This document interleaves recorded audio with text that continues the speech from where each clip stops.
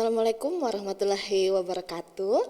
Selamat pagi rekan dimanapun berada. Selamat datang di episode terbaru Siniar Lensa Komunikasi, persembahan dari jurusan Ilmu Komunikasi Fakultas Ilmu Sosial dan Ilmu Politik Universitas Bengkulu. Bersama saya Rafinita Aditya yang akan membersamai rekan-rekan untuk berbincang nih dengan narasumber hebat kita pada pagi hari ini yang udah semangat, udah ceria nih dari raut wajahnya bersinar-sinar. Ada Ibu Dr. Guse Finalti MSI. Selamat pagi Bu. Pagi rekan-rekan semuanya, Assalamualaikum. Gimana pagi ini Mbak Vini? Gimana Bu? Dari nonton bola? Gimana Bu tim juaranya? Kalah. Gak apa di Bu, meskipun kalah kita tetap semangat nih. Iya, tapi kita banyak belajar hal yang positif ya. Betul. Di Piala Dunia. Iya. Hari ini Bu kita akan membahas tentang buku yang fenomenal nih, yang sedang hangat-hangatnya diperbincangkan tentang bedah buku etika dan filsafat komunikasi nih Bu. Kalau boleh tahu nih Bu kita, apa sih ide awalnya Ibu untuk memilih dari berbagai tema komunikasi, harus buku ini tuh yang diluncurkan? Pertama tentu kami sangat bangga dengan launching buku ini yang lebih kurang 1 bulan yang lalu.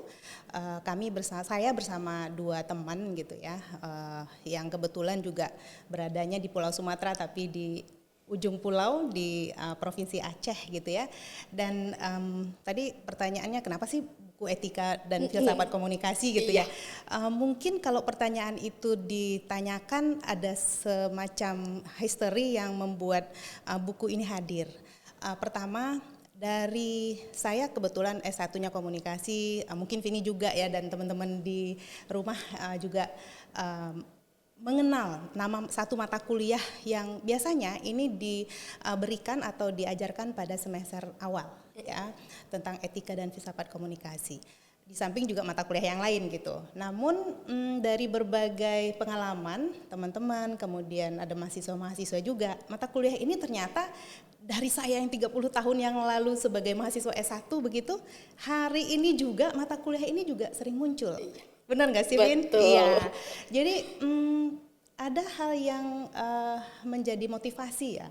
Ketika mata kuliah ini adalah mata kuliah yang sangat penting dan menjadi mata kuliah wajib di prodi-prodi ilmu komunikasi, tetapi nyatanya untuk referensi mata kuliah atau buku ajar seperti itu masih sangat minim. Ini yang sangat mendasari kami gitu ya. Walaupun saya tidak menyebut bahwa tidak ada referensi yang berkaitan dengan ini, tetapi kami ingin memberikan warna baru dalam pembahasan etika dan filsafat komunikasi adalah sesuatu hal yang kita hubungkan dengan fenomena hari ini gitu ya, dengan perkembangan teknologi gitu. Walaupun di buku-buku referensi lain yang juga menjadi referensi dari buku ini, kami melihat juga perkembangan ilmu komunikasi, kemudian filsafat komunikasi atau etika komunikasi itu juga semakin berkembangnya waktu juga ada hal-hal yang menarik untuk dikaji begitu, dan muncullah buku ini sebagai salah satu buku ajar. Kami menyebutnya itu buku ajar karena kalau Mbak Vini membaca sampai akhir begitu, per bab itu kita membuat rangkuman, kemudian nanti ada latihan-latihan soal gitu ya, sehingga ini kami harapkan menjadi buku pegangan dalam mata kuliah etika dan filsafat komunikasi yang diberikan ataupun yang dimunculkan dalam setiap semester barangkali di universitas yang berbeda begitu. Lalu kalau misalnya kita melihat bahwa sekarang ini perkembangan teknologi komunikasi yang berkaitan dengan etika, saya kira buku ini adalah sebuah pilihan di masa yang akan datang. Seperti itu. Jadi historinya panjang ya Bu, karena dari dulu sampai sekarang mata kuliah etika itu tetap ada. Juara bertahan. Tidak seperti juara Piala Dunia tadi malam ya. Yang tersingkirkan. Nah, etika dan filsafat komunikasi ini bertahan. Berbicara tentang perkembangan zaman sekarang nih Bu. Kita berbicara kalau dulu etika dan filsafat komunikasi ini sebatas mana sih? Apakah kemudian dari masa klasik berpuluh tahun dulu dengan kontemporer sekarang itu berubah nggak sih? Atau jangan-jangan sama aja? Atau seperti apa Bu dalam kajian Ibu? Di dalam awal bab buku ini pun kita melihat ya, pembagian dalam filsafat komunikasi adalah cabang-cabang keilmuan itu memang semua ilmu, bukan hanya komunikasi tentu ya. Ada filsafat ya macam-macam ya, bukan hanya komunikasi. Jadi belajar filsafat itu bukan hanya komunikasi, tapi Tapi di dalam filsafat itu secara umum kita kan bisa membagi ya bahwa filsafat itu terdiri dari ontologi, kemudian aksiologi, kemudian epistemologi gitu ya. Bagaimana satu pengetahuan itu ditemukan, kemudian bagaimana pula etika yang melingkup dalam pengetahuan itu sehingga dia bisa menjadi nilai norma, kemudian etika itu sendiri. Lalu bagaimana pengetahuan itu didapatkan, dan buku ini menjawab itu. Tentu dalam ranah kajian ilmu komunikasi begitu. Oke. Kalau kita lanjut lagi Bu, dengan berbagai fenomena yang terjadi, tantangan terbesar etika sekarang tuh apa sih Bu? Menarik tuh. Ini makanya kan kalau kita melihat membaca kata pengantar ataupun prolog dari Prof. Deddy Mulyana, Prof. Deddy Mulyana bilang gini, buku ini tuh memang etika dan filsafat komunikasi, tapi buku ini lebih atau sangat memberikan porsi terbesarnya itu pada pembahasan etika. Mengapa? Karena kami sebagai penulis ya, salah satunya itu ada saya menyebutnya abang karena senior saya di USU, kemudian senior saya juga di Unair gitu ya, Abang Ibrahim Khalid. Saya memberikan apresiasi dulu karena ide awalnya dari beliau gitu ya. Kemudian ada Pak Subhani juga salah satu dosen di Malikul Saleh Aceh gitu ya, dan juga aktif di Aspikom gitu. Kita bertiga tuh keresahan juga sebenarnya ya, bahwa etika komunikasi pada saat ini tuh sudah bergeser tuh barangkali begini. Kalau dulu tantangannya etika komunikasi mungkin pada komunikasi kita tatap muka begitu dan kita sangat mudah untuk bisa mengedukasi begitu. Tetapi saat ini kita melihat etika itu bukan lagi hanya tantangannya pada komunikasi tatap muka, tetapi tantangan sekarang itu yang sudah lebih luas itu adalah etika di dunia virtual. Kalau kita melihat sekarang ini mungkin Mbak Vini juga atau siapapun di rumah sekarang yang mahasiswa-mahasiswa di rumah mungkin merasakan juga aura etika ataupun euforia seperti apa sih yang sekarang ini muncul di interaksi dengan sosial media kita atau media-media virtual kita. Di samping itu juga ini membahas tentang etika-etika ketika kita komunikasi secara personal, komunikasi dalam kelompok, komunikasi di media massa, komunikasi di organisasi, tetapi penekanannya lebih pada bagaimana etika itu diterapkan, kemudian apa saja tantangannya. Tentu dalam buku ini juga memberikan solusinya. Oke, jadi lengkap ya Bu.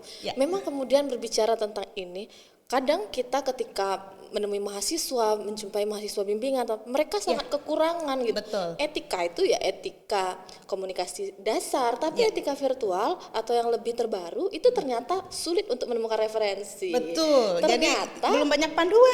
Inilah jawaban dari keresahan itu ya Bu ya. Karena generasi-generasi itu Mbak Vini kan kita juga bisa melihat ya pergeseran etika yang saya bilang itu tadi.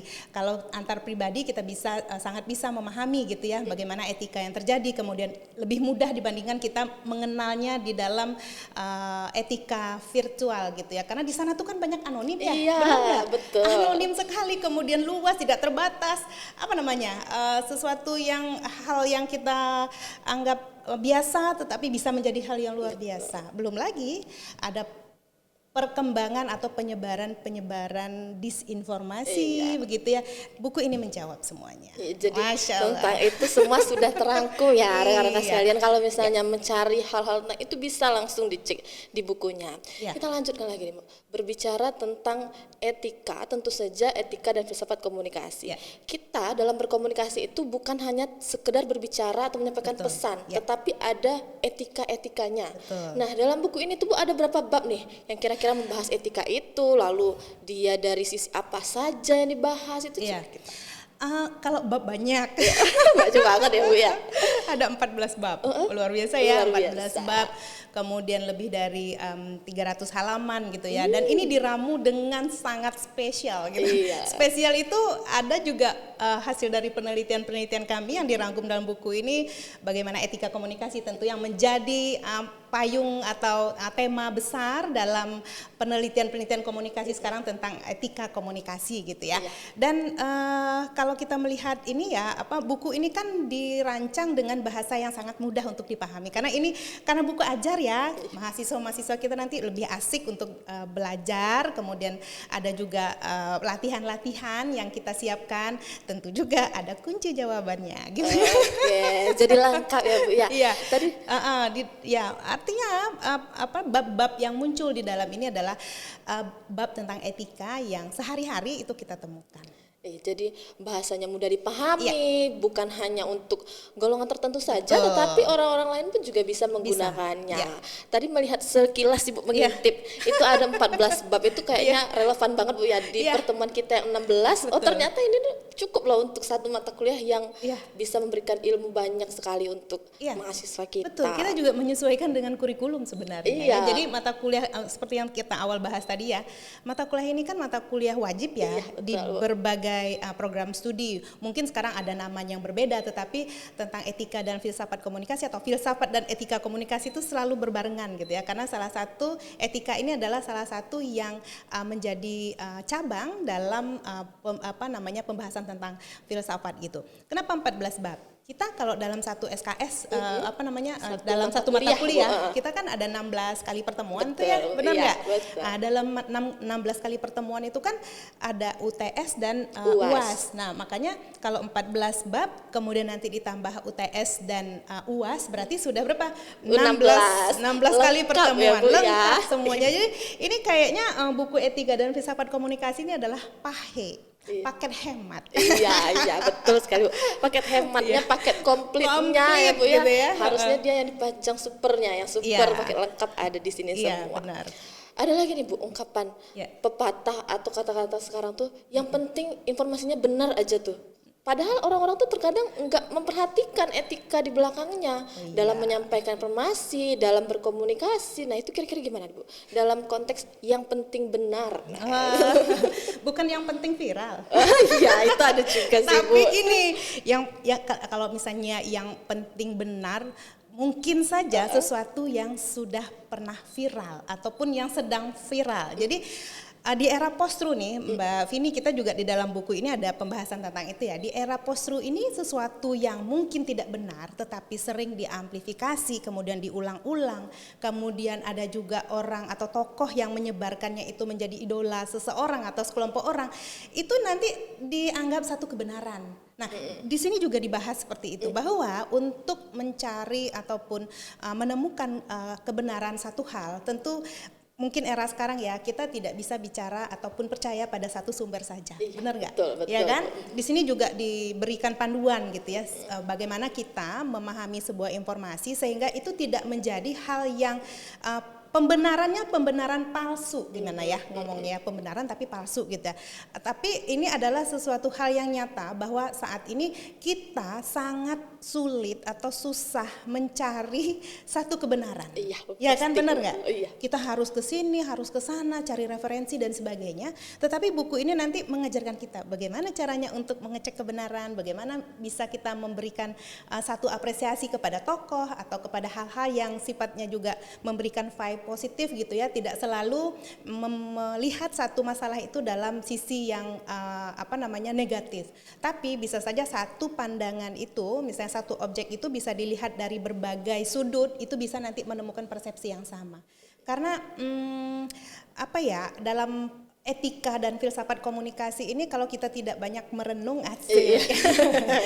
merenung itu memahami maksudnya ya, kita tidak akan salah jalan gitu loh. Itu juga menjadi motivasi kami bertiga di sini. Artinya berangkat dari pemikiran, penelitian dan juga fenomena yang terjadi benar, gitu ya Bu ya. Apalagi kalau misalnya Ibu sebagai dosen itu harus kemudian mengkaitkan hasil penelitian Ibu tuh diterapkan dalam buku ini gitu loh. Dari berbagai penelitian terdahulu. Betul. Bu, kalau kita berbicara lagi dari latar belakang Ibu tuh, dari segi pendidikan, apa kemudian Ibu juga punya kepakaran yang lebih khusus gitu dengan cara mengecek fakta atau seperti apa Bu? Yang diterapkan di sini nih kira-kira. Jadi pengalaman-pengalaman ini berorganisasi, kemudian juga penelitian saya sejak 2009 itu menekuni penelitian yang basisnya tentang literasi digital. Nah, secara kebetulan juga aktif di Masyarakat Anti Fitnah Indonesia, beberapa teman-teman juga aktif di sana ya. Dan di dalam komunitas itu karena memang ini adalah sebuah komunitas yang menurut saya komunitas yang sangat relevan dengan keilmuan komunikasi, berkaitan juga dengan etika komunikasi begitu.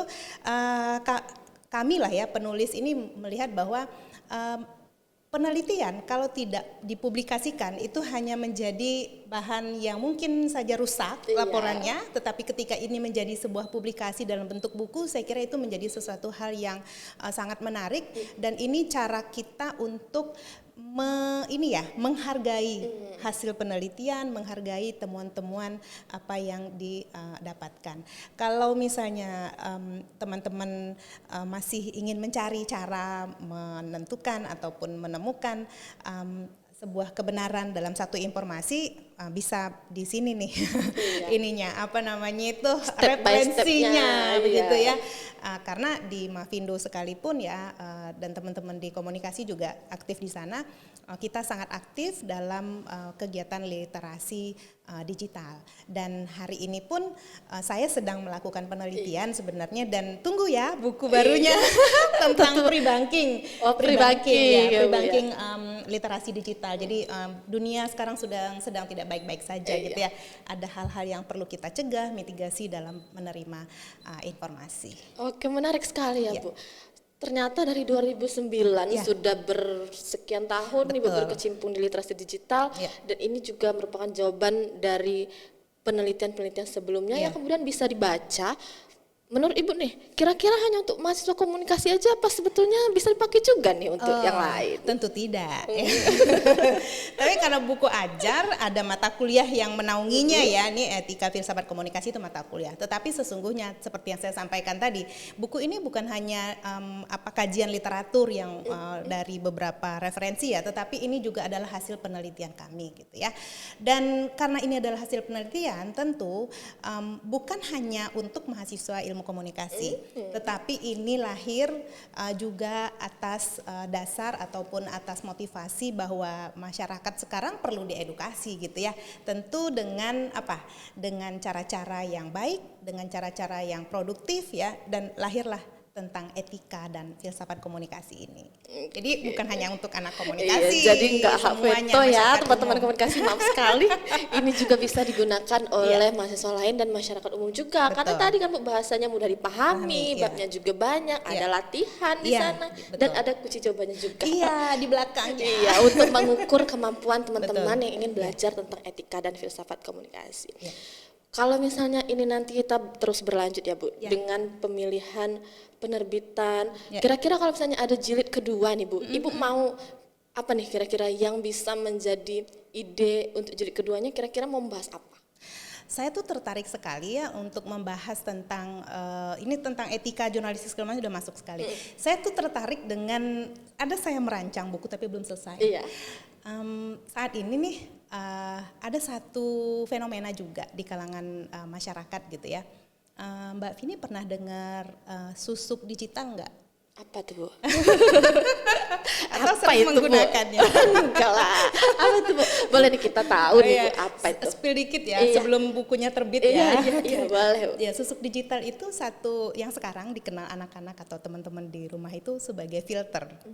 Ya.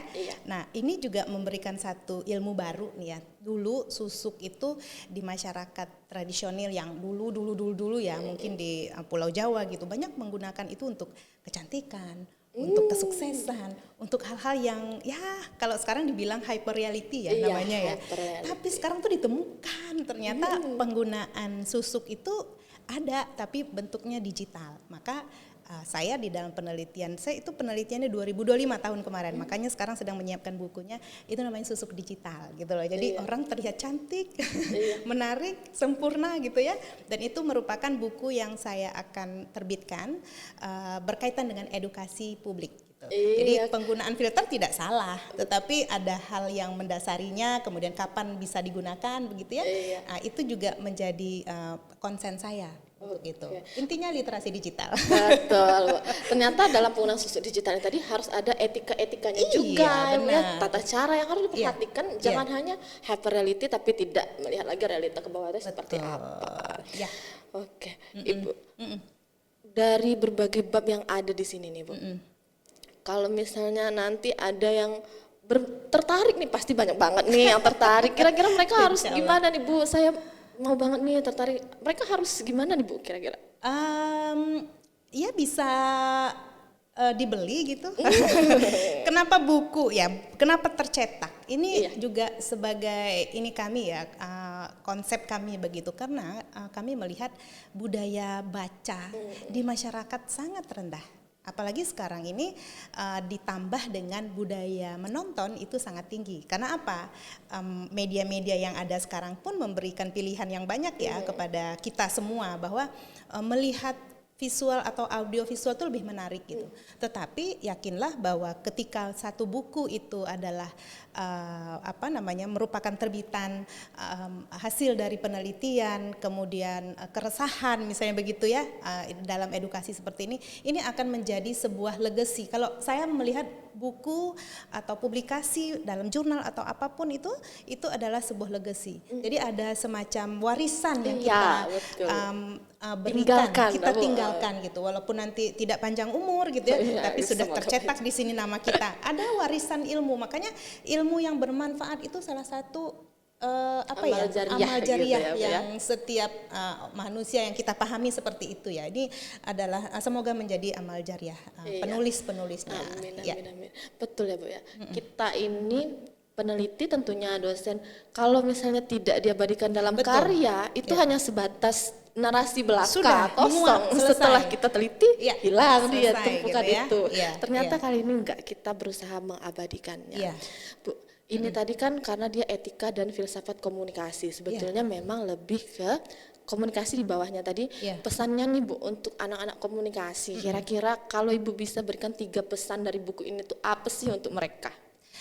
3 pesan sebenarnya banyak ya, tapi kalau Mbak Tini menyampaikan atau menanyakan 3 pesan itu, menurut saya yang pertama adalah kita sebagai mahasiswa, khususnya ilmu komunikasi dan mahasiswa pada umumnya begitu ya, kita memahami bahwa informasi banyak, kemudian interaksi kita tidak terbatas, tetapi di dalam hal yang sangat spesifik ada yang hilang ya, ada yang hilang atau ada yang bergeser pada saat ini. Apa itu? Adalah budaya tadi itu, budaya membaca turun, budaya menontonnya lebih tinggi, tetapi ada juga yang hilang itu di dalamnya adalah pergeseran tentang etika. Jadi pesan pertama adalah dimanapun, kapanpun, dengan siapapun, dalam kondisi apapun, etika adalah harga yang paling tinggi. Ya, di dalamnya ada adab. Kita bisa berilmu, kita boleh sekolah tinggi, berpendidikan tinggi, tapi ketika etika yang kita yang kita buat hal yang tidak penting atau kita abaikan begitu, tentu ini sesuatu yang tidak kita harapkan semuanya. Belajar etika tentu bukan hanya di kelas seperti yang ada di buku ini, tapi etika itu kita belajar sepanjang hayat kita. Itu pesannya. Iya, menarik sekali ya Bu ya. Jadi belajar etika itu sepanjang hayat, bukan hanya sebatas di buku ini, bukan hanya pada semester 1 saja, tapi juga mereka terapkan terus-menerus. Bu, kita punya kutipan nih, kira-kira Ibu punya kutipan 1 kalimat terakhir nih yang menggambarkan buku ini banget. Apa ya? Kira-kira apa nih Bu yang paling menggambarkan isi bukunya? Bahwa etika dan filsafat komunikasi itu satu keniscayaan di dalam pengembangan ilmu komunikasi. Tetapi untuk mencari referensi yang terpercaya dan lahir dari hasil penelitian, tentu buku ini adalah pilihannya. Jadi jangan lupa untuk memiliki buku ini. Bisa menghubungi penerbit Raja Wali Pers, kemudian ada juga di toko-toko buku terdekat. Mungkin tidak boleh disebut merek ya, tetapi bisa dipesan dengan sangat mudah. Oke, terima kasih Bu. Tentu saja perbincangan kita pagi hari ini luar biasa. Terima kasih di juga. Tengah euforia Piala Dunia ini. Kita bisa melanjutkan tidur. Iya, kita bisa melanjutkan pembahasan yang tentu saja sangat bermanfaat dan bisa menjadi pemantik pemikiran bagi semua. Rekan-rekan sekalian, tidak terasa kita kita sudah berada di penghujung siniar pada pagi hari ini. Saya Rafinita Aditya dan Ibu Dr. Gus Safinati mengucapkan sampai jumpa dan sampai bergabung lagi pada episode selanjutnya Siniar Lensa Komunikasi. Kami pamit undur diri. Wassalamualaikum warahmatullahi wabarakatuh. Waalaikumsalam. Bye.